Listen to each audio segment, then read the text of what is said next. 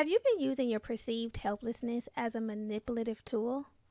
Today we're diving into the frustration of weaponized incompetence. Don't move. Welcome to the Black Girl Bravado podcast, your weekly fix for all things mental health and wellness. I'm Brittany. And I'm Germany. And not only are we besties, but we're your besties. You heard me right.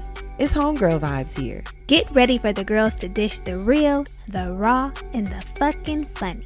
And listen, we may drag you, but it's always in love. Let's start the show, cuties. Hey y'all, welcome back. The silent wave.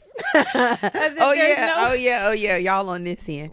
Hey y'all, welcome back, my boo-boos. You got to. Now you're catering to the YouTube community. And now it's just about now y'all. She's catering to YouTube. And if you have been under a rock, we are on YouTube. The full episodes, video episodes are available on YouTube.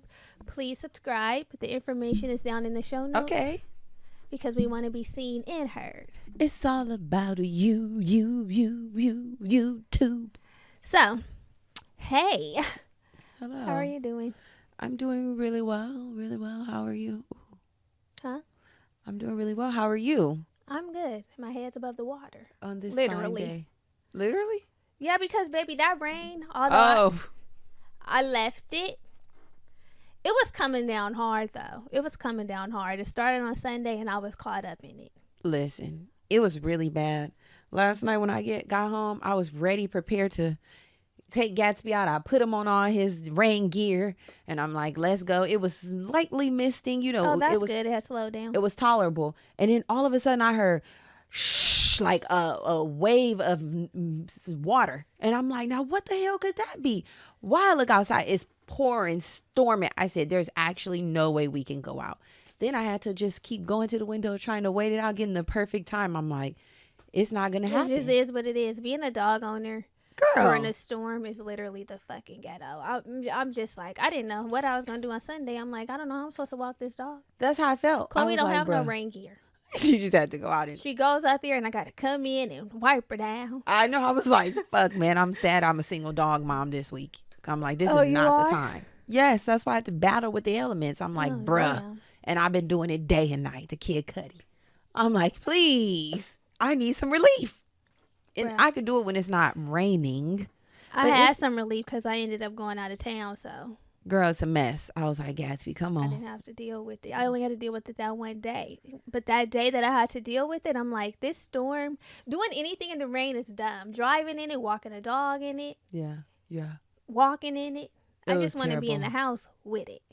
Oh, it was a mess. But otherwise, before the rain came in, the weekend was beautiful. Had a great Friday and Saturday.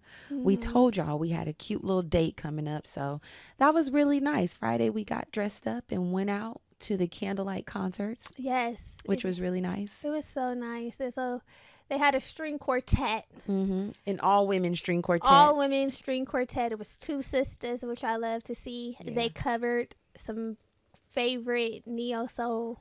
Anytime we say neo-soul. Yeah, neo-soul. Neo-soul and R&B songs. Mm-hmm. It was so beautiful. Like, I felt really grown. Really sophisticated. Mm-hmm. They did Listening amazing. to the music. They did amazing. They started off with that Childish Gambino, and I said, okay. The red bone. Stay woke. Yeah. But it was really nice. There was a proposal. Oh my God, that was beautiful. There was a proposal that happened. So the string quartet was playing the best part by her and Daniel Caesar. Mm-hmm. She was like, "Do we have a Nick, or was his name Zach?" Whatever his name was, she wanted to know one of the people from the quartet. The artists, the musicians. Said, do we have a Nick in the building? Then he gets up and takes his knee. Oh. And puts the ring on his queen's finger. I would have been like, I love a proposal. It was very cute and sweet, and it was nice. Music. The perfect environment, perfect song. Perfect. Just perfect. It was perfect. Perfect. Just perfect. It was quick though. It was quick. What, the proposal? Yeah. I don't know what he said. All I know is when I get proposed to, the man better have some words for me. Yeah. So I think it would have been kind of hard for him to that setting didn't allow for him to say some words. It gave symbolism. You know what I'm doing. But my I'm down man, here. he better have an environment where he can say something. Or slip you some from the heart. Something meaningful from the heart before you put this ring on my finger. I too have requested words.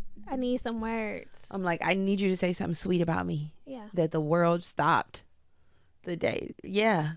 I always knew you were the one. Yeah, I knew it was you. You have changed my life, or you have made life better. Yeah. You know, something. I can't Life imagine my changing. life without you. I'm I'll ready take to life spend the rest changing. of my days with you. I can't see myself without you. Exactly. Something along those lines. Yeah. But that was so sweet. I was like, this is a great proposal. Great proposal nice. idea. It was a nice idea. Yes. He was creative with it. Very I'm guessing. creative. I haven't been to any other candlelight concert, so I don't know if that's common. But it was nice. So that was Friday. Then Saturday, it was Grammy week in LA. Mm-hmm. And we went to a Grammy party at the Peppermint Club. We did. And y'all are really interesting out there. Y'all are really fucking interesting. We're going to go back to the candlelight concert. Huh? If you are out and you're experiencing live music of the sorts, classical music, right? No matter what genre they're playing, we don't need y'all singing along to the music. That's just not what you do in that environment. You just soak in the sound. I mean, come on. Of the instruments. We don't want to hear you with your... It's not karaoke. They're They're not doing the instrumental, so you could come in on the vocals. That was pissing me I'm off. like, you guys, it's giving uncultured. The people right next to us were singing. And what made it worse is they were ghetto as fuck. Like, what? That was pissing me off. I was so pissed. They were being so ghetto because not only that, since we're explaining, not only were they singing, when it's just like, read the room. No one else is singing. They've access to, like, you know, it's pretty much been implied that they're the stars and we're the audience just taking in what they're giving. And it's a very intimate setting. They also said, do not record to the last song. It don't have like the backlight on your phone up. Now, if you want to sneak and get some video content, I'm all for it. But this man, he pulls up his fucking phone. Yeah. Like, and holds it high up. Eye level. At his eye level with the screen so bright. Typing a long ass text message to somebody. Just no consideration of anyone around him. And it was pitch black in there besides the candles. So, like, that was an eyesore. It was very distracting. And so one of the ushers comes, and she was a sister, and she was like, tap him, like, we ain't doing that. We're not doing that. And he was like, I'm not recording nothing. But baby boy, she said, well, do you want to take it outside? Whatever you're doing here, if you're not recording, it's distracting the people around you, and it's distracting. We're here to enjoy the classical music, and you are just being a ghetto mess. You're being inconsiderate. So he was like, I'm not recording anything, but you're interrupting. Like, ugh. Like, at least bring your backlight all the way down and have your phone at your lap. I'm like, can we act like we've been in an environment like this before? And this ain't even, I mean, we're not at the Taj Mahal. I mean, come on. It's not even giving Taj Mahal. The Taj Mahal is crazy. I mean, you know, it's not, but come on. Act like you know what to do. Furthermore, they told you what to do. The singing, I didn't understand that. You've been given instructions on what to do. I didn't get the singing at all. I'm like, guys, we know that they're going to play songs that we know all the words to, but we don't have to sing along. You're supposed to be enjoying this moment, this experience. So that was one thing I said, what do y'all be doing when y'all outside? Wow. And then at the club, at the party. At the club. I'm just going to go on record and say, if you are a dancing mommy, I get it. If you love a good choreographed number and you love a good routine, save it for the studio. I don't want to see it on a dance floor. I can always tell a group of girls who take dance classes. Do you think they really do? If they don't, they're inspiring to be doing so. They love it. I'm like, guys, we don't need to see the boom cack on the dance floor. We don't have to see that. The Lori Gibson. All night. The Lori Ann Gibson. I'm like, why is that coming out? Right. The thing is, I like to see people dance. Like, you know how there's some parties where they're like, people don't dance at the club no more or whatever. Like, yeah, you know. I want to see you dance. I don't want to see you do choreography. Let me see you do it. But the fact that you're up there, like, really doing, like, 8 counts, that's wild. Crazy. I'm like, and it's nonstop all night. The 8 counts, like, clearing out the room. And then taking turns, hitting it, and the friends are, yes. And the body, I'm like, why are we watching contemporary dance moves, right? It was very much so giving contemporary, y'all. Arms in the air, pirouettes. I'm like, why are we doing that right now? That's not this. Yeah. That's not, y'all save that shit. Shave that shit for your 6 p.m. dance class. I don't want to see it at the club. Who had let them in? The way baby girl was dancing and moving around, once they were asking for water from the section, I'm like, girls, that was crazy. Can I get a cup of waters? It's actually time for y'all to go home. You actually need to cool down. You need to head on over to the bar and get you what you need. Whoever does that? I said, oh, this is different. Yeah. I said, this what y'all doing outside now? No, that's what they were doing there. That was insane. I said, oh, I got to get out of this environment, baby. It's time to pack it up. Yeah. But otherwise, it was a good weekend. Overall, it was nice to be outside. Mm-hmm. But, child. I can't wait until the summer. That was that tea. Being outside in the summer is so better. Like, you're not battling with elements. You go outside during the day. Yeah. And then it's bright out. You know, you're still getting the sun. Mm-hmm. Different apparel. I mean, being out in the rain in my apparel, I was like, bro, I'm not prepared for this. Yeah. We live in LA, so we don't experience the seasons, and like, we don't be outside during the seasonal changes either. Because in New York, you know, they'll put on an overcoat. Yeah. I don't have an overcoat. I don't have a trench. They'll put on a fur. I don't have that. Something. I don't have that. Bringing out an umbrella to the club was crazy to me. I'm like, why do I have my umbrella with me? And y'all, it wasn't even a cute little black sleek one.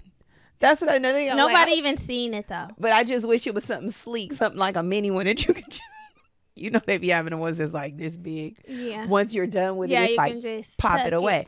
I said, oh my God, I have a big ass umbrella. Right. Anywho, hopefully y'all had a good weekend. Yeah. So that was the weekend. Now we're here with y'all. February. I feel like this month is taking its time, which it's okay. You know, it's only the second month. We just got here to 2024. So if it wants to take its time, it can. Hopefully you all had a beautiful Valentine's Day. Yeah. Whatever you decided to make of it, hopefully it felt good. I saw a TikTok and she was like, you know, guys, don't put so much pressure on yourself. It's literally just a Wednesday. Because she was like, people have to go to work the next day.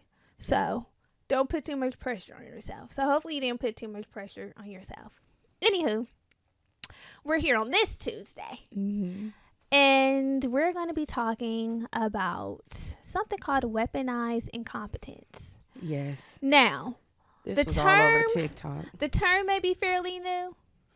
But it's been happening for a long time. The actions have some very deep roots. Yeah. They have some very deep roots. And this is something that happens particularly in relationships. Yeah. Yeah. It happens in relationships. So let's define it. Why don't we? Let's get into the definition of it. So weaponized incompetence, also known as strategic incompetence, which I like that. I like the strategic incompetence because you know what you're doing. Yeah, strategy behind such. It's when someone pretends to be unable or unwilling to do something to avoid responsibility, get their way, or make others feel obligated to help. Mm-hmm. Now, think about this. Think about if you've ever come up against this, and I'm sure you have. This looks like someone you're saying to someone like, you know, your partner, hey, can you grab some things from the store for me? And instead of them just being like, yeah, give me the list, they're like, what store? Like, where's it at? Send me I need a map of the store. You know, you the one that usually go to the store. You know that store, you know, through and through. You can just go in there and grab the things. They make it so difficult to complete this task. It looks like maybe I've seen so many videos about this when it stumbled, like you mentioned, stumbled across my desk on TikTok. Like you're cleaning up with a man or having a man do something in the home and they're doing it so slowly or in a way that's like, you know, you usually are really good at this. You know, I don't really know how to vacuum the way you want, or you notice things that they're not doing the best way to your, I'll just say your standard or whatever the standard is. And it just makes you say, you know what? I got it. Yeah. It's that. Like, you know, you're really the best person at taking care of the baby, or the baby really stops crying when they're with you. Or yeah. You just have this special touch. Yeah. The kids love when you make this, that, you know, I don't really cook that well. You know, they love when mommy does it. Or if people intentionally do something horribly so that you never ask them to do it again. Yeah. They don't like even try. Like cooking. Mm-hmm. I'm just not great at that. Or bringing you back shit that you know you didn't need from the store or want from the store. Things. Like, damn, this is not what I sent you for. That. So then it just gives, you know what, you just care. You're better at that. It gives that. It gives like, you know what? Or it forces you to have to do the task yourself. Yeah. Now I have to take it on Yeah. because you have shown that you're incompetent. And incapable. You're incapable of doing what the fuck this. needs to be done. This will piss me off. Yeah. And over time, it creates a lot of friction and tension within the relationship. Because then it gives, nigga, you're not carrying your load. The load is distributed unevenly. Yeah. That's what it really comes down to. You're not carrying the equal labor, the load. You're not. You're not. It's an additional baggage on me. I have an additional load, cognitive load, physical load. It's the cognitive load for me. That eats me up every time. The cognitive load, just knowing what goes into that. Yeah. That's the type of thing that makes me make the certain choices that I make. Because what you're not going to do is put more of a load on me while you're chilling, but telling me all of the things that you want from me. And this type of dynamic usually happens, like you mentioned in the beginning of the pod, in cis heterosexual relationships. Yeah. Man and woman. And during the pandemic, we've seen a lot of this. When people were at home, not going to work, and having to, really see what happens in the home, we recognize, oh, I have to do this, that, this. And you here, and I'm still doing it by myself. I'm still cooking, cleaning, working. And you are not offering to help or acting like you can't motherfucking help. It's the gender norms. I hate it. It's the gender norms too. Yeah. That really encourage this because it's like, as a woman, these are the certain things that you should be doing. As a man, these are the certain things that you're expected to do. And it really perpetuates encourages this. Yes. Us to be stuck in a cycle where we don't encourage people and leverage them to do other things. That's what it truly is. The gender norms will have us, it's a crutch. It's given a crutch, okay? That's what it is. You got your arm propped up on a crutch. Take it down. You know how to walk. You actually don't need the crutch. I know. But the gender norm has created a crutch here. Baby, and it's so funny how we'll put the crutch right up under them. Right. You're missing your crutch. We'll carry the crutch and put it right back under them. I have seen. And I have heard. My eyes have seen women crumble. Mm-hmm. I've seen the light sucked out. Yeah. I've seen the door. The glow. I've seen the glow diminish. I've seen the interactions and how it's just like, Yeah. Oh, I gotta do this. And it said jokingly, and it said like in a way like, he can't handle that girl. He don't know. I know. I ain't gonna have him. Girl, it'll just be a mess. I'm gonna just take care of it because I like my things done a certain way, and I know what I'm doing. I know how to care I'm really for the particular. I need my kids to look a certain way, and I get it. We do need our kids to look a certain way. There's like a standard that we have, that we want to be upheld, but we can communicate, and we can encourage and motivate and inspire and give the tools and the gems. Please. For people to step in and contribute to that. Because you know why? All that's going to happen is they're going to continue playing your motherfucking ass. It's real simple. They are. But the thing is, this happens, like we said, more commonly in cisgender heterosexual relationships, but it can also happen with friends. Mm-hmm. If you have a friend who is so good at planning something, so all the other friends take their hands off of it. Yeah. No, let's put our hands in it. Get good at it. Get good at it. So it's like, girl, you find the restaurants, you make the reservations, you find the plans. You're so good at it. Yeah. We're just going to take our hands off of it. It could happen at work.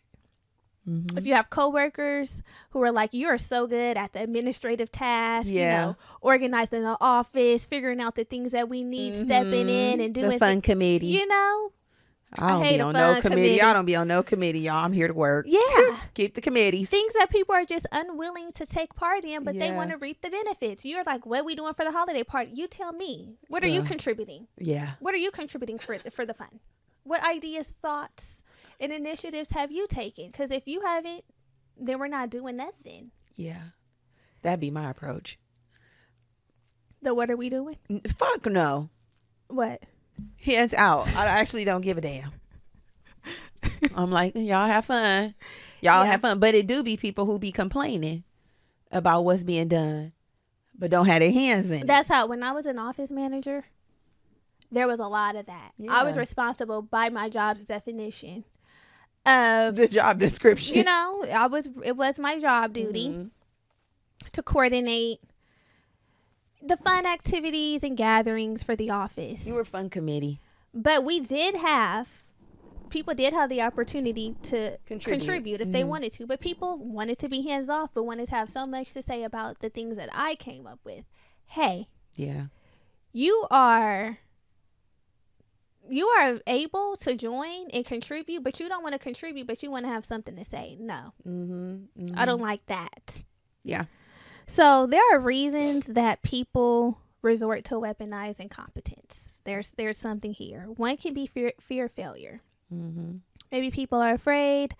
They might have a low self-efficacy, and to protect their ego, they don't want to participate in something that they know they're not good at. Yeah. So instead, they resort to the weaponized incompetence to just steer clear of any of that type of feeling, behavior, issue. Yeah. There also might be Power play in the mix, right? So using their incompetence, being strategic about using their incompetence to manipulate and basically get other people to do it. Get other people to do that thing for you. Like, I don't really want to, so let me make it seem like I don't really know what I'm doing, so I ain't got to do it. But on the back end, you're smiling. The Birdman hand rub, you doing that. On the back end, you're smiling because you know that was a goal all along. And that's very sick. That one, I hate that. That gets very like... That's scary. Yeah, what kind of snake? That's you a snake. Scary. The power play, but it's scary. Yeah. Another reason why people may resort to weaponized incompetence is attention seeking. Weirdo. Attention seeking. These people may crave the assistance or the sympathy that comes with the perceived helplessness. If someone feels like, you can't do anything, then you're more likely to be like, oh my God, Yeah, feeling victim. Yeah. Playing the victim. And lastly, some reasons reason why people resort to strategic incompetence is a resistance to change.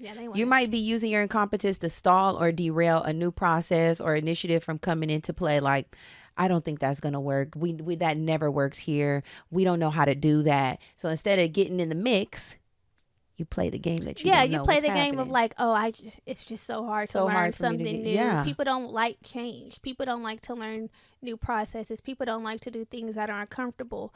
So they may act incompetent instead of actually learning how to do the new thing. To engage and learn this is so tough. Oh my God. Like, you haven't even tried to adapt and learn the new whatever it is. Like, I hate that type of shit. Yeah. We're doing something new now. Like, it needs to get with it. This is what's happening. I really hate that. The complaining too. That'll come with it. Not even just acting like you don't know, complaining about it. Okay, guys, that happened in my job. I'm like, it happens in the workplace a lot. Get over it, guys. So what are some examples of situations where you have either observed or experienced weaponized incompetence? I've seen it a lot with married people. People with kids. Expound. People with kids. Yeah. The mothers, I say this all the time. Yeah. I feel like the mothers, for the most part, generally speaking, take on an unbalanced load. They really enable the fathers to not even have to get their feet wet with certain tasks. And it can be as simple as like thinking about what the kids are going to eat maybe for that week, preparing the lunches. It's little things like that where the mothers are just like, I do it best. And I think it's then it turns into I do it all. I do it all. And it's like, you do it best because you're the one that always does it. I feel like you're an enabler. Exactly. If you empower the father to do it, he can be doing it best or good as well. But it's common, the gender roles, that just doesn't happen. And everybody rides that wave. Like, when mothers go out of town, it's a stark difference from when fathers go out of town. If a father goes out of town or a man goes out of town, he doesn't have to consider what the kids are going to wear, what they're going to eat, what's going to be their arrangements. He just gets to pack up his bags and go. He probably don't even have to pack the bag, babes. The bag is packed for him. He just gets to board. Listen, it's the truth. You said in married couple. Yes, girl, they be packing the man's bag. Wives, chime in on this part because I am not one. And I don't pack my man's bag. But I know that sometimes in the traditional dynamic, the bag be packed. Okay. Well, shit. Okay. The Cam Newton, Jazzy Jazz. What's her name? Jazzy's Way. She be packing that man's All bag. I'm saying is they probably do. They may get their bags packed. But I know that they have less to think about when it's time for them to dip. Whether it's like stepping out for the day or stepping out for the weekend or whatever it looks like. And the mothers, they have to consider so much before they even get out the door. Yeah. There's so much that has to be considered. And I feel like that's one of the most common examples that I've seen. Yeah. In my own life, I live with my boo-boo baby. And the fact that I have to come up with a menu every week, like I'm already cooking, that's fine. But I'll be like, babe, so you have any idea what you want to eat this week? Babe, that's you. You got that. You know, that's you the expert. You the chef. I'm actually not a chef. It's giving line cook, nigga. I'm not good at it. I'm a line cook. I'm not the chef. I've done the reverse of that. I have participated in some weaponized incompetence. Yeah, I was dating a man who was good at cooking. He cooked well. And I'd be like, you the cook. Damn, come on. I'd be like, you the chef of the relationship. You cook way better than me. Like, you got it. And that's what he be saying. You got it. I'm like, I actually don't have it. That's why I'm coming to you. And it's just because I just didn't want to. It's not like I cook horribly. I know how to cook. I can follow a recipe. And that's the issue. Like I'm not even saying get in here and cook with me. I'm saying contribute to what we want to eat. Because if it's coming down to me, we gonna eat the same thing every week, and that's exactly what we be doing. He don't ever complain about it, but I'm like, don't say I got it. I don't. I'm coming to you because I don't, and I'm asking you for your consideration and your input. But I feel like that's just the way that we relinquish ourselves from the responsibility. It's like, I don't want to do that. Participation. I don't want to do that. You got it. Yeah, you got it. I'm like, bruh, you know how spent my mind is thinking about the fact that you've been eating the same thing for weeks. I mean, if he's not complaining about it, he's not. If he's not complaining and he don't want to think of nothing new, then that's what it is. I don't either. Most people eat the same thing. I don't either. My point is, you're telling me I got it. I got it as a means of saying I do it better. I'm coming up with the shit better than you could come up with it. Ain't sitting right with me. I was in a relationship for years with someone who couldn't even make a sandwich. If that's not weaponized incompetence, I don't know what is. Yeah. Because he was just so used to, like, whoever. First, the mother, of course, making sure he ate all his meals. And then when it comes to the relationship, it's like, I don't even know how. One time I was making tacos and I'm like, can you fry some shells? Can you help with frying the shells? It damn near was a grease fire. So I'm like, never mind. Just move. Never mind. I got it. Or you got oil all over the stove. Yeah. Certain things like, everybody don't know how to make a black taco shell. Now that's something that's passed down. And they don't all be know how to do that. I could say that. It's an art to making a black taco shell. You know that. You can learn. I know that there's an art, but that's what I'm saying. There's an art to every. We can make there be an art. That's the thing. We can make everything be an art. Get in here and get to learning some art. I agree. But I'm not shocked when somebody's like, now after a few times, if we making tacos all the time, you actually got to learn how to do it. But the first couple times, I don't know if it was the first time. All I'm saying is, if we're in a relationship together, you need to assist with something. Yes, I am a strong advocate for equal distribution of weight. And I'm saying, and I want everybody to do everything, nigga. Fold the laundry, load the laundry. I want it all done because I can't have it all on I have a lower back problem. It cannot all be on my shoulders. I cannot have it all. I cannot have it all on my shoulders, boy. I need you to get in here. The lower back problem is crazy. Seriously, no. Okay, but there are things that we are good at. And there's things that we just really aren't good at. Yeah. How are you able to discern between genuine incompetence and people, strategic? Yeah, strategic. Like people intentionally. I think seeing the effort that's put in. Like we mentioned, weaponized incompetence can occur in friendship, right? So our dynamic, we are best friends who work together. So there are certain things that I'm not good at, and it's not because I have been in a position where I have not tried, but then when I try, I'm not good at it, and I'm like, you see. I'm not good at this, Brittany. So then because I'm not good at it, it just makes sense for me not to do it. I don't do things that have to do with graphics and shit like that. Because I'll do something, I'm like, oh, I didn't see that was missing. Or now, graphic design is like an actual skill. That's a skill. That's a skill that requires like. That's how I think you can determine something that's like okay, an yeah, actual skill set. skill that requires like a certain eye and attention to detail to actually execute it. Yeah. So I think that is something like that you're able to decipher if it's genuine and if effort or has being been used applied. as a tactic. Yeah. If effort has been applied and I've seen that you've tried and it's just like, oh, it's just not your thing, then I'm cool with that.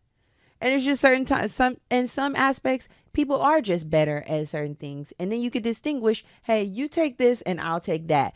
But the weight needs to still be distributed now. You can't be not good at everything and I'm doing it all. Yeah. That's not fair. Yeah, that's abuse. What about you? That feels like abuse to me. How do you especially as somebody who I feel like if I'm not good at something, I can get good at stuff.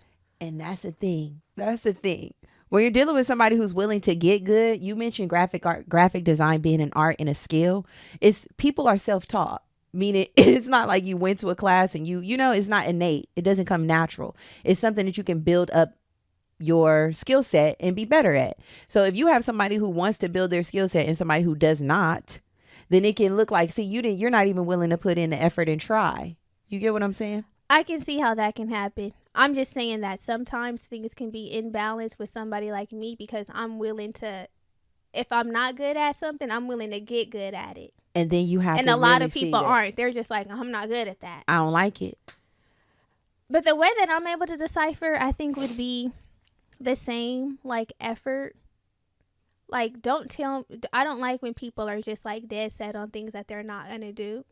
Especially when it comes to like gender roles and norms. Mm-hmm. That's a turn off for me. Because if we're going to meet in a relationship with each other, you're going to have to do something to create more of a balance. Because I feel like the way that it's set up naturally, it doesn't feel balanced to me. Mm-hmm. The way that it's set up has been like the man provides financially and the woman takes on the majority of the domestic duties. And it's like, for most of us, that's not the world we're living in. Like, women are going to work. We haven't lived in that world in so long, y'all. Yeah, like women are going to work and they're contributing financially as well. And so because of that, I need to see your effort in picking up some of the traditionally woman assigned duties. Yeah. Like, we just have to. When it comes to raising children, there needs to be a lot of disruption when it comes to that system, mm-hmm. because just too much falls on the woman. Yeah. Too much falls on the woman. And if anybody gets to talking to me about how a woman is supposed to be doing this and that and it seems imbalanced, I'm like, see, yeah, no. We don't need to even talk anymore because what? Yeah. It feels very antiquated. Yeah. It feels very antiquated. And I'm going to keep my 2 cents to myself. Y'all, we love where this conversation is going, but it is time for us to take a quick break. We will be right back after this.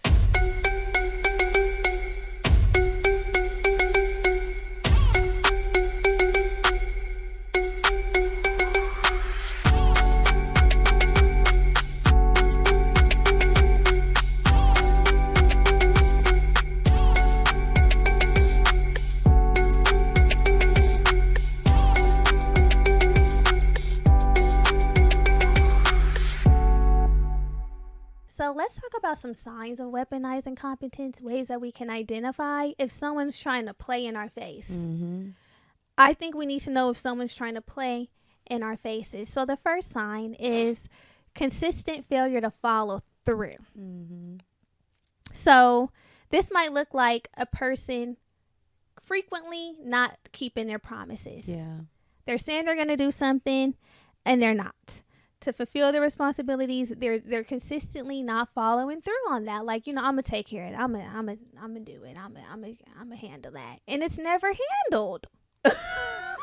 Like, what? That creates a frustration, and it also creates a dependency on others, because when people do that, you're like, I'm gonna just take care of it because it needs to get done, and I can't really depend on you to get it done because there's a pattern here of you consistently not coming through. That happens. It's like, you know what? The odds of them doing it are slim to none. Let me just do it because it needs to get done. painful and hurtful. It's painful and it's hurtful. Shit. How could you put all that on someone else? I know. How could you rest? I literally would not be able to rest knowing that I'm consistently not doing something, but it's getting done. That's weak. Yeah. Like, come on. Another sign is selective amnesia, y'all. So people conveniently forgetting important details or commitments, oftentimes when it's their time to contribute, right? Or take responsibility, and thus leads to a lopsided dynamic. We know what that's like. How all of a sudden you forgot that it's your turn to do this, or it's your day to do that. It's your turn to pick up the kids, or you scheduled something on a day where you forgot that there was this to do. So now guess who has to take it on? Me. I have to do it. And I don't like that for me. Yeah. I don't like that for me. Don't keep these things on your schedule as Look well. at your calendar. Yeah. Look at your calendar. Look at your calendar. That's what it's there for. Another sign is deflection and blame. This is a real crazy sick move. That's crazy work right there. That's crazy work. So individuals using weaponized incompetence may deflect blame onto others or external factors, outside things going on, when their lack of contribution is questioned. Like, what happened? You know what? It was, I had this was going on and that, and I tried to, but I got pulled here and I got. Sometimes that happens to me. Sometimes it happens to me. I'm just somehow the day is always getting away from that's her. what I'm saying. I could just be honest. Somehow the day is always. I'm like, Germany, why? Girl, fuck you. The day got away from me. You need to put this into the day. Sometimes it does get away from me. I could say that the day does get away from me on certain. It's avoiding things. Accountability. Sometimes it happens. No, because sometimes I'll say I didn't do it and the day got away. It got away. It got away. It got away. But we be having the same day. But no. We don't have the same day. I didn't say we didn't have the same 24 hours. The day looks different. My day don't look like your day. And but sometimes my day gets away. No, it might not look exactly like yours, but you don't have more responsibilities than I have. I never said that. I'm saying no matter what it comes down to, if it's whatever I did or didn't do during my day, it got away from me. And this don't be the only thing that gets away. Sometimes it's like, y'all don't even know what? What? We don't know what. Are you deflecting? No. I'm not. I'm just saying that it comes down to just prioritizing things. Sometimes that be the issue, just prioritizing. Because I have things in my own life that I still need to do. And I'm like, damn, the day keeps getting away. And I need to do that. Like schedule my motherfucking ultrasound, breast ultrasound. Why do you need an ultrasound? I have this breast tissue. This is gone someplace else. But anywho, sometimes the day does get away from me. And I can say that I don't feel like anybody is exempt or like there's somebody who's never used weaponized or strategic incompetence. It's happened. It happens. We are human and we have found ways and find ways to create more ease for ourselves. Whatever that looks like, that is usually what this is, whether that's being lazy or you don't want to do it or you're being selfish. It happens. So I know that sometimes I'm like, yo, the day got away. I didn't do that thing. The day got away from me and I could have done it, but I did not. So as a result, it didn't get done because it got away. That's what I'm saying. It got away. Next, y'all, another sign is a fake lack of skills, right? So pretending that you lack the skills needed to do a certain task or, to make something happen despite having evidence of being able to do it. That's so crazy. Like, damn, today you don't know how to do it, but last week or last year you took care of this. That don't make no sense. Yeah, you really do know how to do it, but you just don't want to, so you just act like you don't. Mm-hmm. Because if you had to do it, you would be getting it done. If you were living alone and you were responsible for eating and making meals, you would all of a sudden know how to do it. But now it's like, oh, I'm Ray Charles to know how to make a meal and cook. Be able to see. Become aware of it. Okay. So another sign is deliberate inefficiency. So this is when people are moving really slow, intentionally slow, or being inefficient, like you mentioned, when it comes to completing tasks, so that frustration can be created to where someone's just like, you know what, I got it. That'd be me. Like, I just want to get it done, and at the pace that you're moving, I know that I could complete it way quicker and we can move on. So I got it. It's good. Mm-hmm. And if someone's doing this deliberately, it's manipulation. The impatient girlies, this will eat us up. Just let me handle it, because damn, it's taking you so long to do it. Or should we just be more patient and let them go at whatever pace they're gonna go? But it's like you're gonna do it. I think it is whenever. Sometimes it's like at work, right? Like, I don't want to wait. You're slow as hell. I don't want to wait. I just got to get it done. That does happen at work. It's like I can get it done quicker myself. In 2 seconds, it's done, right? So I don't know. You have to use your discretion as to when you need to. I think, like, advocate for yourself and just do the things that you need done and then escalate it at that point. Or if it's like, I'm going to show you, nigga. It comes back down to, I think, the frequency. Yeah. Like, how often is this happening? Like, what are the patterns you're seeing? Mm-hmm. Because, like, somebody's slowness doesn't automatically mean that they're incompetent. Yeah. It can just mean, like, they're a little slow. slower than their you. Pace. Yeah. Maybe you do it better. Yes. But they're trying to do it. Yeah. And they don't do it as well as you yet. And so they're just going at a slower pace. That's when we need to just exercise our patience. Mm-hmm. But if someone's always slow, it's like, okay, bruh, you playing games now. Yeah. Another sign is then playing the victim, right? So portraying yourself in a way where you can gain sympathy for your lack of incompetence. Mm-hmm. I'm playing the smallest violin for you out there. We cannot do that. Or like, can you please help me? I really don't know how. Playing on my damn emotions. I don't like that. That's what it gives. It's playing on my emotions. And I don't like that. Just be straight up. Yeah. Please. Sometimes I don't know, because sometimes I'm not going to say it. If you do that one more time. Because it's just like, I'm only not saying it. This is going to have to be edited out, because there are certain things that I would say to you that I don't want to just say online. So I'm in this conversation, in this flow. Like, I would say my grandma sometimes do this, but I don't want to drag my grandma. Okay. You get what I'm saying? The keeping the family business offline. Another sign is selective competence. So this is when people display competence in an area that serves their interests, something that they're really into or they feel like they're good at. So they're like, oh yeah, I'm super competent here. But when it comes to areas that they're incompetent in, that they're expected to contribute in, it's just really the genuine disinterest to even try. Kind of like what I mentioned before. Like, it might not be something that you're naturally good at, but it's just like a complete, like, no, I'm not even going to touch it. That's not cool. I feel like people should at least try more things than they do. We might not be good at it, but don't just completely write it off like, nah, no. But the stuff that you know that you're good at or that comes easy, it's like, yeah, I'll take this on.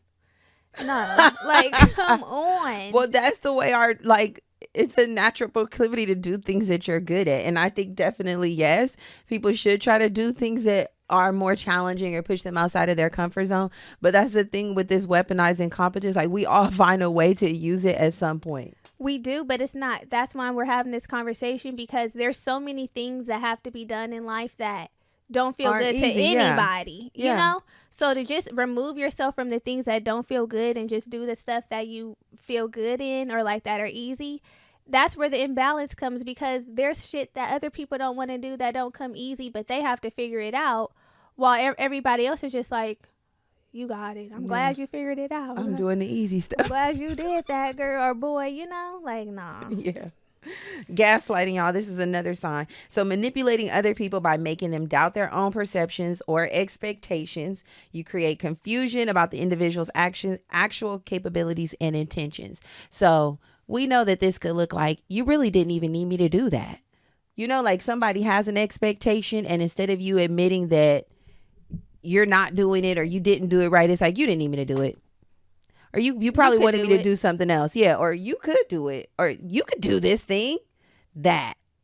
Like, you don't need me to do it because you could do it. Yeah. And then it's kind of like, well, did I need them to do that anyway? Yes. Is that something that I really needed? In the end, yes. Because we all need help. But I can't see how that. But you're warping reality. Yeah. to best meet your needs so that I question what I really need. And thus I don't go to you to ask you for what I need or ask you to weigh in and assist me because you've made me feel like I could do it anyway. Yeah.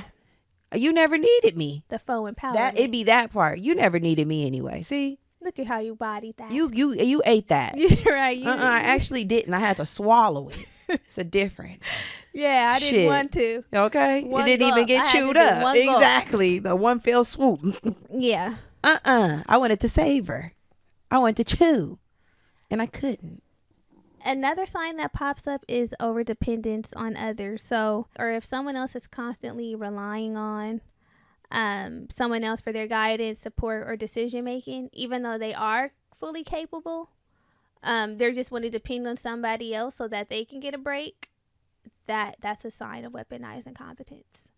Not even like chiming in. It's like, yeah, let's do it. You know, whatever you say, yeah, you make the decision. Yeah. You pick. You decide. Like, come on, no, I need us to collaborate here. Yeah. Let's figure it out together. Yeah. Lastly, y'all, consistent patterns of behavior is another sign. So recognizing consistent patterns of incompetence that align with situations where the individual has something to gain or avoid. That's the T. Do you recognize that this person is doing this all the time? You never know what the fuck you know what, like how to contribute. Yeah. And it always works in your favor. Tap in. At some point, you're going to have to learn. You have to hold people accountable because another part of human behavior is if nobody calls us out, we'll keep doing it. It's like, you ain't saying nothing nice. And I feel like we'll believe that we'll believe it's true. You know, if you tell yourself a lie long enough, you'll start to believe that's the reality. That's the truth. And you have to stop that. You have to stop that. You know? Yeah. I feel like I see. The thing is, though, these tactics, they can be subtle. Sometimes they can be blatant. But at the end of the day, I think we can all agree that they cause frustration. Mm-hmm. The buildup of this can cause frustration, especially if you don't say anything and you don't address it. It can cause you to have that irritation with whoever you're in relationship with, whether it's romantic, platonic, at work. It could really put a strain on the relationship because if it is happening subtly, you do start to think like, am I tripping? Yeah. Or if it is like something that's subscribed to gender roles, it's like, this is just how things were supposed to be. Yeah. So I don't want to like complain or seem like, I'm incapable of doing my job or operating how I'm expected to operate. It can be a lot. It can be really tricky. But I think like the more that we're aware and we start to have like healthy conversations, we'll be better. Like we'll be better in relationship. People will understand because maybe somebody wants to be better, but they just haven't like been made aware of how their actions are actually affecting what's going on. And I think because it happens in so many different dynamics of our life, like it can happen in your family dynamic, your work dynamic, your personal romantic relationship, like that dynamic. And outside of the subtleties, like I think that sometimes it feels like it's unconscious, like when you're in a relationship with somebody and they constantly need you for something, like their finances aren't in order.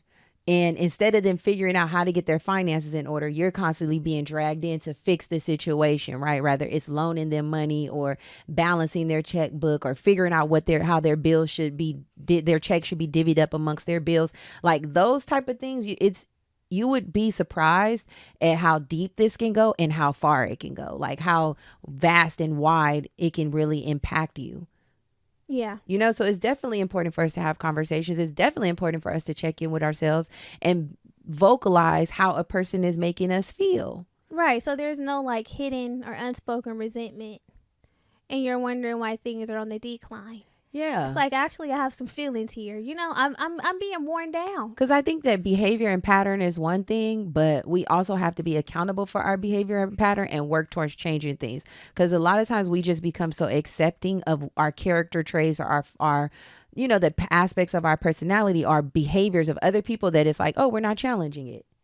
For real. You know, you're not good with that. Don't worry. We're not going to challenge it. Oh, I don't really like to do that. I'm not challenging it. You know, and I think that it would be very helpful for us and healthy for us in our own lives and the lives that we share with other people, the intersection, to challenge behavior. Challenge the norm. Challenge the status quo. But then we're pushed, especially as women. I can see that being difficult because we're supposed to be cooperative. You don't want to go against the grain and cause friction. And we have to release that too. Right. We have to release that there are certain characteristics and attributes that are only subscribed to women and only subscribed to men, because I can see this in family dynamics where it's not like a relationship romantic, you know, like even in my own life with my sibling or my family members, where I'm like, yo, it's time for you to get good at this. Yeah. It's time for you to get good at this. And I'm not being mean and I'm not being the tough one and or tough the inconsiderate. Yeah, I'm not. That's really not what it is. But I can't be the only person who knows how to do this. I can't be the only person you come to figure out this solution. You know, the solution to this problem. Yo, I got to leverage you to start looking at your own situation and getting good at this so that I can remove my motherfucking self. Right. Please. We have to stop. And we have to start. You know, stop, then start. Yeah, and that when we were talking about, we can take a break. Okay, we'll take a break, and we'll be right back with some tools for your toolkit.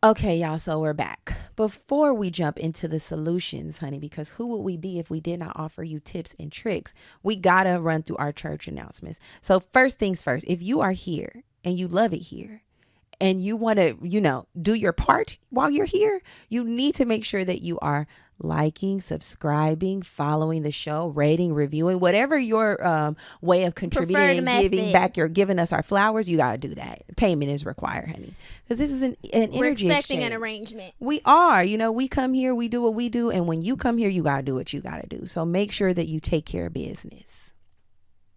Also, we have a Homegirl Hangout. So the Homegirl Hangout is special. It's special because it's an exclusive membership community, and every month over there we have bonus episodes. We just talked about the eldest daughter syndrome. So if you are an oldest daughter, you are going to be able to really relate to that episode because we're both oldest daughters and we had a lot to say.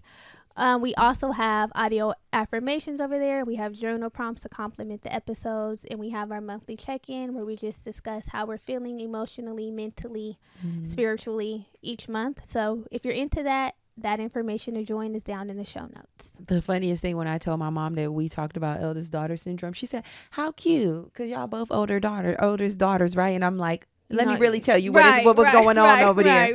And then I had to start letting her in on the little tea. And like, what'd she say?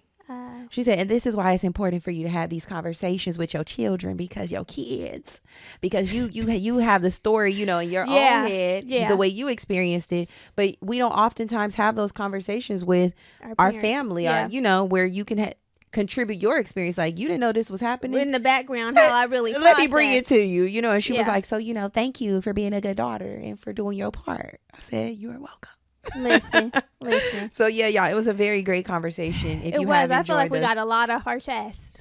And the girlies in the Discord, I can see that it resonated and it was value added. So make sure y'all tap in. You will love what you get over there. You will. Yeah, the link is down in the show notes. Okay, so let's get back to the show. So tools. Wrench, hammer, nails. How do we navigate this weaponized incompetence? Because I feel like this is just so sticky. It's sticky because it's going to probably take some calling out, which is hard to do, especially if you're used to a way of doing things and being.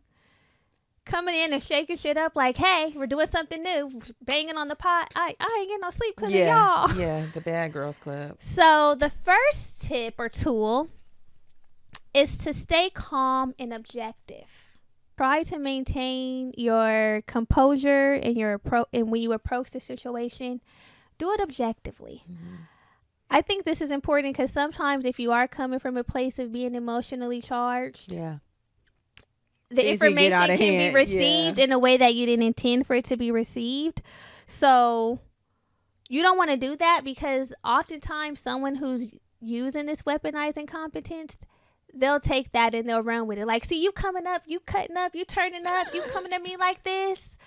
No, you want to be calm and objective so that people can really hear you, and most importantly, receive what it is you're trying to say. Like, this is really weighing on me. This is really affecting me. I'm being so serious, and we need to talk about it. Yeah. Which leads us to the next tool. Communication is key, right? This is our attempt to initiate open and honest conversation. You got to use the first tip in conjunction with this one. Yeah. Right? So it's really important for us to say how we're feeling, observe what we've been observing, our concerns, and use I statements. I feel like this. It makes me feel this way, right? Making it about you and not about the other person. Not like, you don't help me. Yeah. You're not carrying your load. You're not doing what you're supposed to do. I noticed that you no. Right. I know. Make So it you're about chilling. You get to yourself. come home and you can, Yeah, so that it deflects and keeps blame off the table. Now it's just us talking about how we feel, as opposed to what you doing to make me feel this way.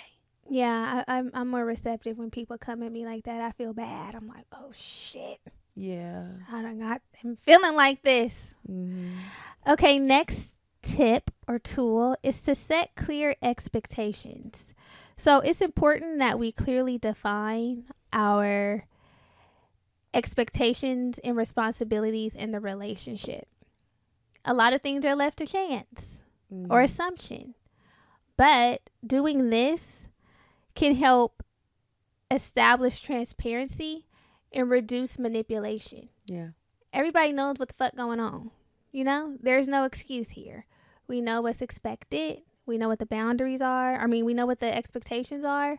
So I think that sets up a good playing field, personally. No, I agree. And I think that is something even that we're working to implement in our working dynamic. Our working relationship is like, okay, what is it that you're going to do? What is it that I'm going to do? So that everybody knows what needs to be done. And then when it's not done, there's no the day got away.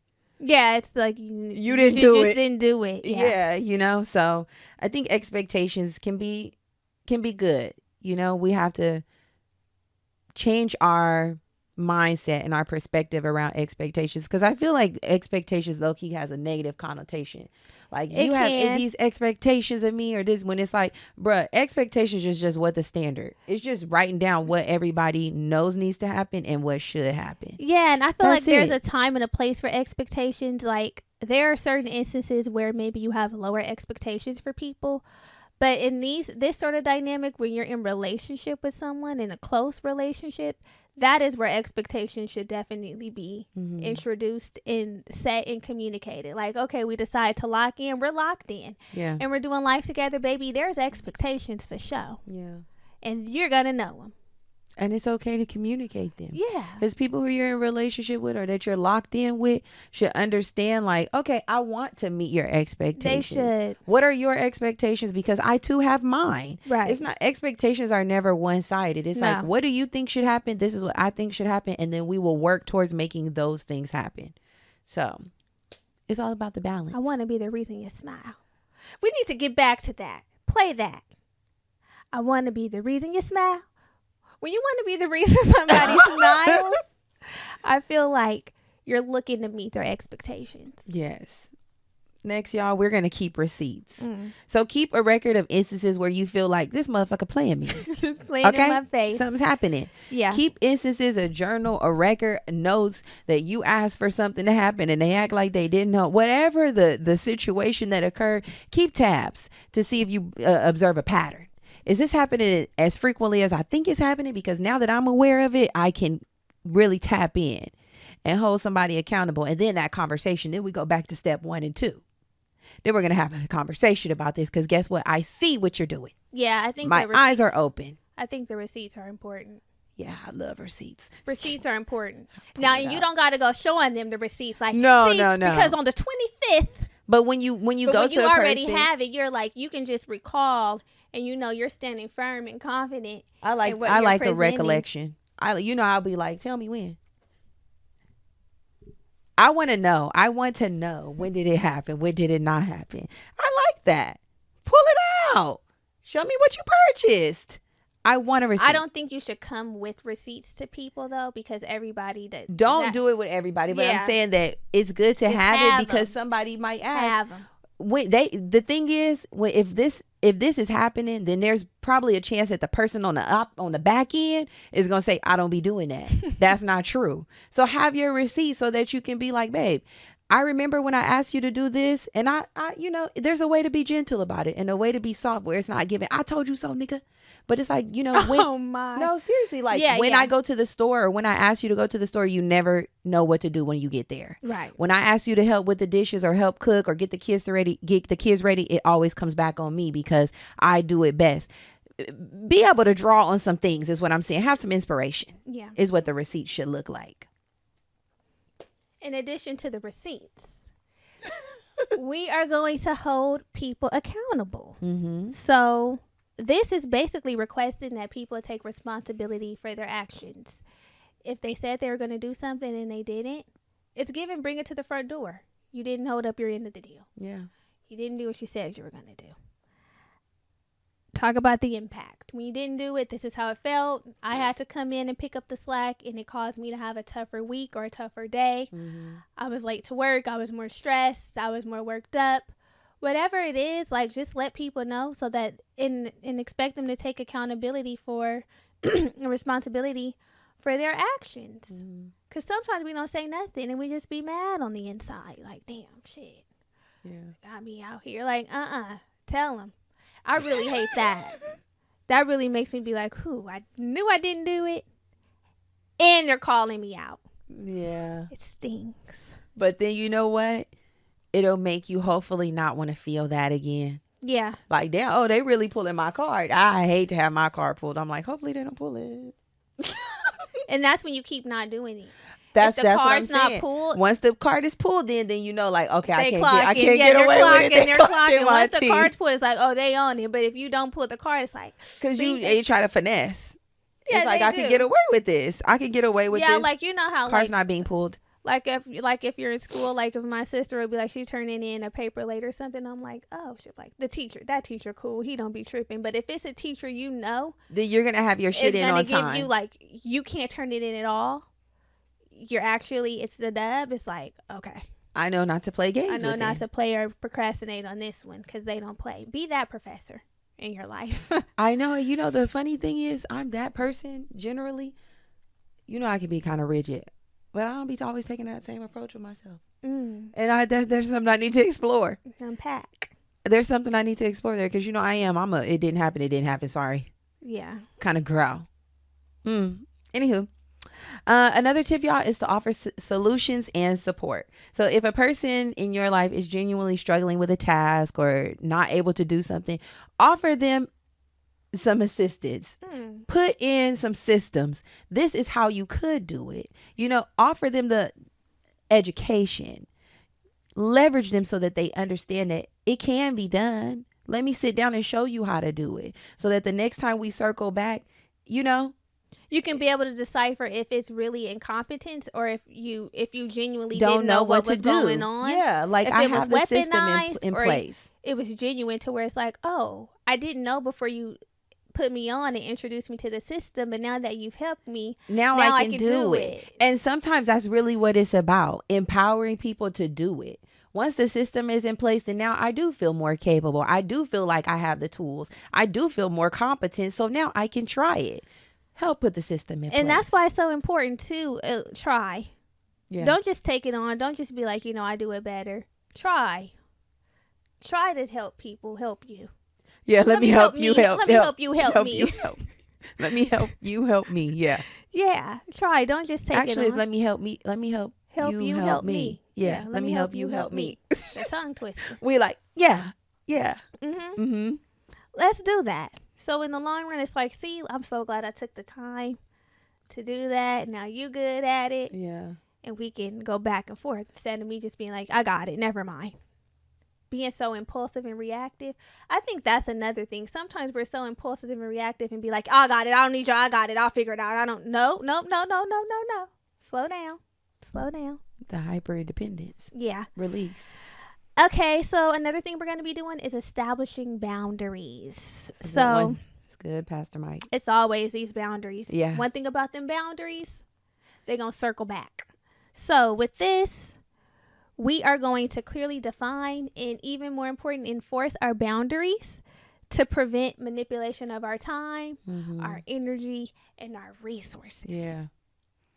I love a good boundary. You have to be firm. You have to be firm about what you're willing and unwilling to tolerate, because that's letting people know how they can operate with you. That's letting people know, like, how much rope they have with you. We know that. We know when people are really strict on their boundaries and standing on business, what we can get away with, and we know when people who have loose boundaries and let you do whatever the fuck they want to do, we know how to handle them too. We know they'll be molding your ass like a piece of dough, piece of clay.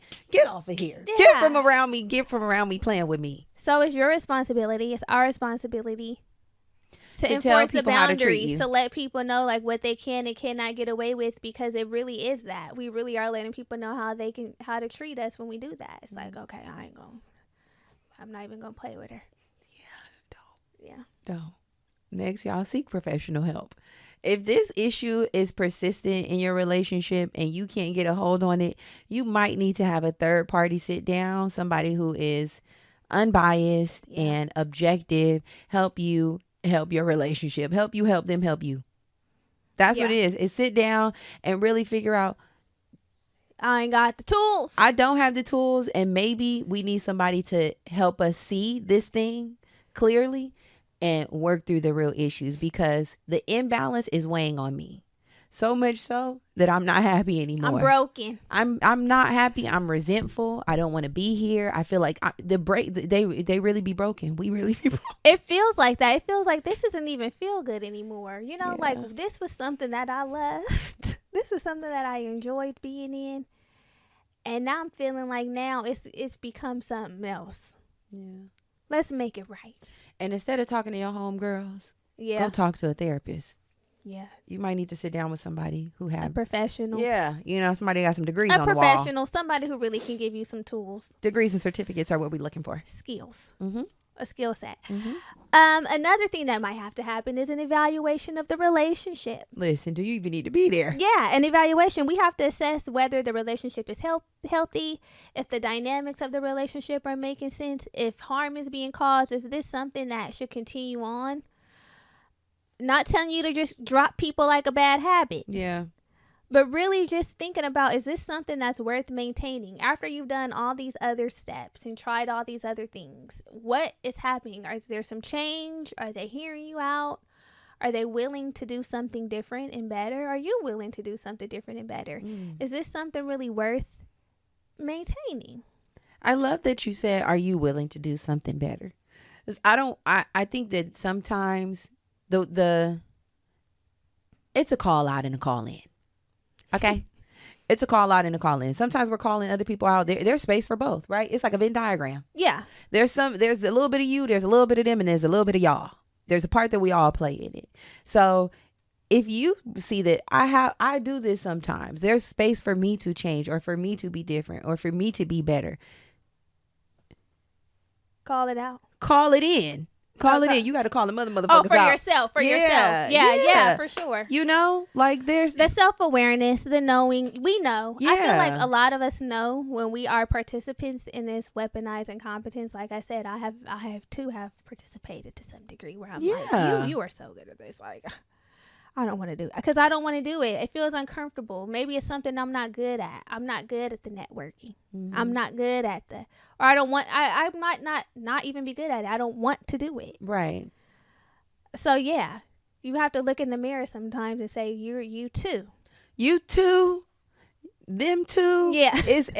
I feel like because this is such a topic that impacts all of us, like I said, in so many different ways, there is space for us to recognize what part we play in it. Mm-hmm. We calling out our family, we calling out these men, we calling out these women, we calling out our friends, and we calling out ourselves. And we calling out the kids too, because sometimes the kids, the babies, you bringing the babies. The babies would be like, they don't know how to clean the room or something. It starts young. Damn. And they said raise up a child in the way that they should go. So sometimes you got to check the kids too. Like the babies would be like, oh, I don't know how to clean my room. And the mom, they'll act like they don't know how to clean up the room or do the little chores that the that didn't parents fly in my house. teach them. And then they like, you know what? I'll just clean the room. I clean it better. I make up the bed. I come from the school of you come out, I'll check it. You going to keep going back and forth until it's right. I keep coming to check it. You going to figure it out. Same. That would be my mom. Don't come out until it's done. Once it became a chore, she never put her hands back. Never. My mom never came in and made the bed and did it. My mom's like, you can't even come out unless it's right. And I'll go in and see if it's right. If it's not, you going to stay in. Yeah. You going to stay here. Okay, last tip, y'all, self-care. Make sure that you're prioritizing self-care to maintain those boundaries that you're setting. Keep your emotional well-being intact. Do things that bring you joy. That try to seek support from your friends or family. Keep the self first. Take some time for you. Keep the self first, right? Because remember, we always say you can't pour from an empty cup. You can't pour from an empty cup. Baby, that one is going to circulate in the community. Whoever came up with that one ate. Because we done took that and we have ran with it and we have begun to fly. That's the timeless classic. We've begun to fly with it. That's a timeless classic. You cannot pour from an empty cup. So make sure that you are doing the things that make you feel good. Checking yourself, taking the time to yourself. That's what we're doing. It's the self-care. It is. Yes. Self-care is the best care. So hopefully you all found this episode. We're not done yet, babes. I know, but I'm saying this topic, that what we talked about, the weaponized incompetence, hopefully you found it useful. That's all I'm saying. Okay, she ain't letting y'all go just yet. We're not leaving yet. No, but it's time for us to get to the last segment, babes. You need to pick up your pen. We're dropping a gem.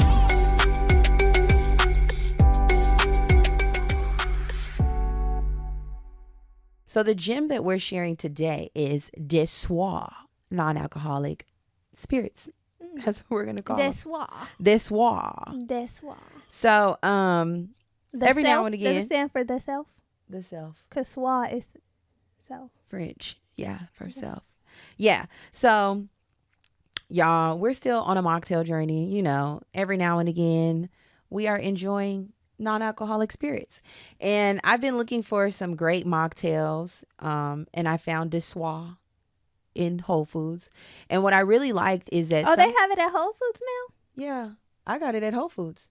Mm-hmm. I hadn't seen it at Whole Foods yet. I saw something else. At the back of our Whole Foods where they have like the meat and cheese, it's on that very top aisle. Okay. The very, very top row, I mean. Mm-hmm. So what I really like about this mocktail is that sometimes when you get mocktails, it just be like the juice. I hate that. I hate that too. It be everything but the alcohol, right? It's just like a fancy juice drink. The sweet and sour, the ginger ale, the lemon lime. It's like, bro, I don't want to just have all the juice without a little kick. Buzz. Yeah, we want a little. I've learned that. Yeah. During my dry January journey, I was drinking mocktails more and it was feeling pointless. Yes, I'm like, this is just feeling like I don't even want this. So when I was in Whole Foods looking for like a great alternative, I was intentionally looking for adaptogenic drinks, things that have a little buzz, something that's natural that gives you a little kick without the booze, without the buzz, basically. So yeah, this is all has natural ingredients. Katy Perry's one of the founders, which I'm glad that I found that out afterwards, because then I would have felt like it was like just some celebrity shit. You know how they just be doing no, the celebrities be in their bag, because Jennifer Lopez has a drink which is alcoholic. Oh really? It's sold at Whole Foods as well. Really? It's so good. Really? Forgot what it's called. A cocktail? Yeah, it's like a blood orange something type. It was really good. Ooh, that sounds good. So the one that I had got was the let me see. It was like a rosé, y'all. The Tres Rosé. So it's like a wine? Or no? It's not really like a wine. Okay. It had an interesting taste. I'm not going to say it tastes super good or super sweet, but I drank it like, okay, I'm drinking a cocktail. Like, it's like almost like I would say wine-ish. It's not always the best tasting, but it's not nasty. And I will tell y'all that I was leaning on my couch. So you got the feeling of like that you get when it's like okay, I got a little. Yes, because this the one that I had they all have L-theanine in them. They all have saffron and they all have lion's mane, right? So you're getting that uplifting power of the lion's mane. You're giving like all of those mood boosting little feelings without the alcohol. So, and that's the part that I want. Mm-hmm. If I'm having a drink, I've realized this from the dry January journey. If I'm having a drink, I'm looking for a feeling. Yeah, for sure. I'm looking for a feeling. For and when I sure. was ordering those mocktails, I'm like, there's something missing here. The feeling. And it's the feeling that I feel when I have my sips. Yeah. Yeah. When I'm activated. So the flavor notes of the drink that I had was tart raspberry.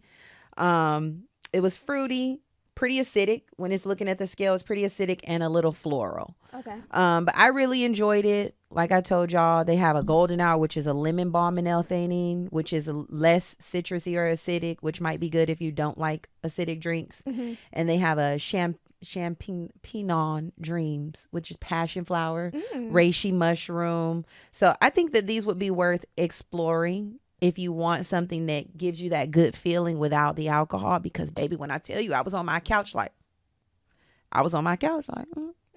slumped. You had one glass? One. Okay. Just one can over ice. I put it over ice. It's in a can. It's in a can, but I put it in a little wine glass and I put some ice in there to crisp it up a little. Yeah. I thought it was really good. The next function or something that I go to, I'll probably bring a 4-pack. They're not cheap. How much were they? I'll say that they're not cheap. I think they're normally like $17 at Whole Foods, and For a 4-pack? For a 4-pack, and I got it on sale. It was like $3 or $4 off. Oh, okay. But damn, you know the shit don't be cheap, baby. $18. It ain't cheap. I said, Especially we'll get a bottle of in margarita. Right now. That's 20 something too. But think about that big thing yeah. versus 4 little cans. But I'm gonna keep trying different mocktail drinks and figuring out which ones I like the best. These are a winner so far. I would definitely say try them if you're in the mood for that. And the link will be in the show notes. Thank you for sharing. Mm-hmm. Okay, girly pops. So hopefully you really enjoyed the episode. Make sure you share it. There is power.